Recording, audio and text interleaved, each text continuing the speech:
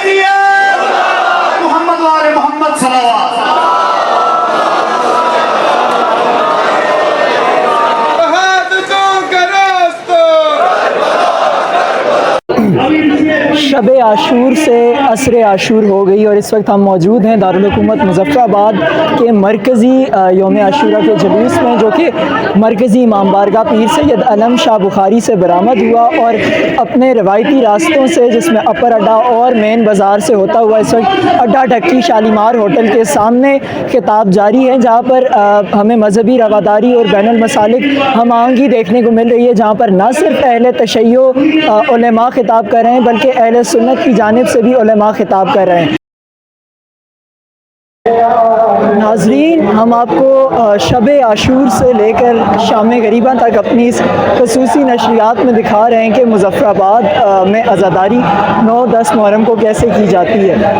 اس وقت ہم لوگ دارالحکومت مظفر آباد کے مرکزی جلوس میں موجود ہیں، جو کہ صبح جلوس شبیہ ذوالجناح مرکزی امام بارگاہ پیر سید علم شاہ بخاری سے برآمد ہوا تھا اور یہ اب اپنے مقررہ راستوں سے ہوتا ہوا پہلے اپر اڈا پہنچا، جہاں پر نماز ظہر کے ساتھ زنجیر زنی کی گئی اور زنجیر زنی کے بعد یہ جلوس دوبارہ گامزن ہوا، اپنے مقررہ راستوں سے ہوتا ہوا اڈا ڈھکی کے مقام پر پہنچا، جہاں علماء کرام نے خطاب کیا اور اس کے بعد زنجیر زنی ہوئی اور زنجیر زنی کے بعد یہ جلوس اس وقت مارکیٹ سے ہوتا ہوا مرکزی امام بارگاہ پیر سید علم شاہ بخاری کی جانب گامزن ہے، جو کہ اس کی آخری منزل ہے۔ اور یہ اس وقت ہم مسرت شاہین اسکول کے سامنے موجود ہیں اور यहाँ से जुलूस होता हुआ قبل از نماز مغرب مرکزی امام بارگاہ پیر سید علم شاہ بخاری اختتام پذیر ہوگا، اور راستے میں جلوس اضاء میں لنگر تقسیم کیا گیا اور جگہ جگہ مومنین کے لیے سبیل کا بھی انعقاد کیا گیا۔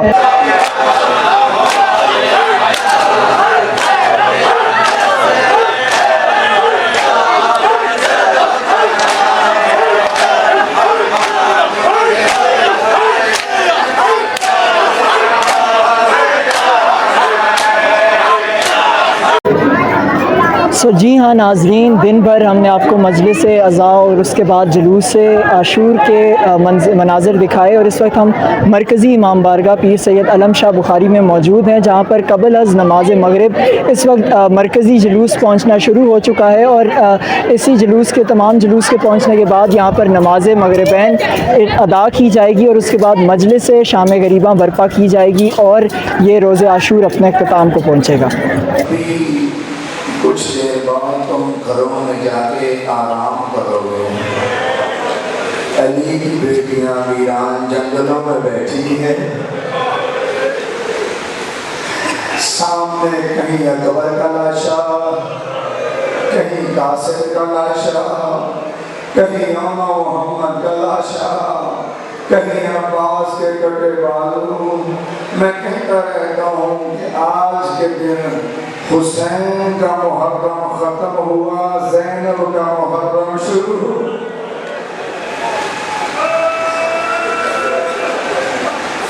ان کٹے ہوئے سروں کا واسطہ پروردگار، ان زخمی رخساروں کا واسطہ پروردگار، ان زخمی سروں کا واسطہ پروردگار، ان جلتے خیموں کا واسطہ پروردگار، ان سہمے ہوئے بچوں کا واسطہ پروردگار، ان پیاسی سیدادیوں کا واسطہ، ہم غریبوں کی، ہم فقیروں کی، ہم مسکینوں کی اس عزاداری کو قبول فرما۔ پروردگار اس عزاداری کو امام زمان کے حضور پیش کرتے قبول و منظور فرما۔ یہ وہ تحریک ہے کہ جو مظلومیت کا نشان بن کر ظلم کے خلاف، باطل کے خلاف، جبر کے خلاف کھڑی ہوتی ہے، اور امام حسین علیہ السلام استعارہ ہیں حریت کا اور آزادی انسانیت کا۔ جہاں جہاں دنیا میں یہ انسان چاہے جس بھی مکتب فکر سے تعلق رکھتے ہوں، کسی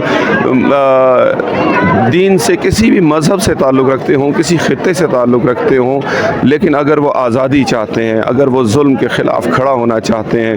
تو وہ اپنا قائد، اپنا رہنما امام حسین علیہ السلام کو مانتے ہیں، اور